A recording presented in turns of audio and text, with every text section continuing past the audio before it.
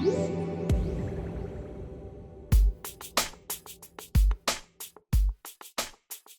with Lenovo taking a look at the Mirage Solo with Daydream. It's Lenovo's first, and Google's first technically, Daydream standalone headset. So if you've been in the know-how for VR or anything mobile VR related, what you may know so far is that this is the Google Daydream headset, and that launched originally in 2016, and this is the newer version that they launched last year. It's a phone-based VR system, so you put your phone in there, and that's sort of what we've experienced with Daydream VR so far.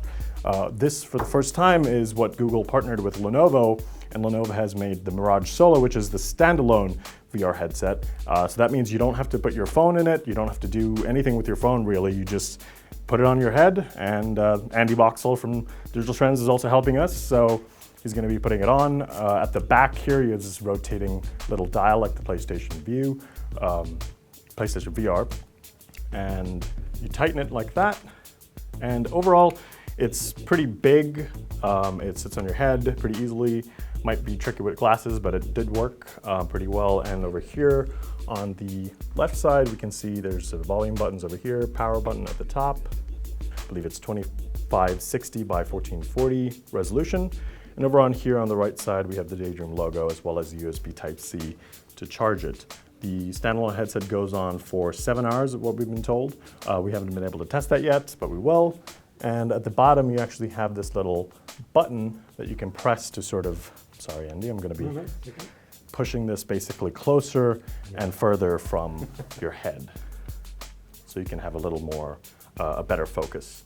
But the cool thing about this headset is that it has 6 degrees of freedom, so you can actually like move around in your environment, and like if you're looking, for example, through the Google Arts and Culture app, looking at a painting, you can lean in and take a look at the painting in front of you a little better and that's sort of not possible right now with the standalone or the mobile VR Daydream headset. We've demoed a few games, but we're not really sure what the collection of games will be that utilize this 6 degree of freedom, but they will be announcing more of that soon. And of course, this is the controller that we have here, which is exactly the same as the Google Daydream controller right now. But of course, the main difference and the draw for this is that you don't have to use your phone, which means that you can play for a much longer time because it's not gonna heat up your phone and stutter the performance. And you can also, not have to rely on plugging in your phone or using the app and setting that up. It's just, plug and play almost. You just put it on your head, go, or you're launched into the Daydream interface, and that's sort of it. There really isn't much to know or learn to set up.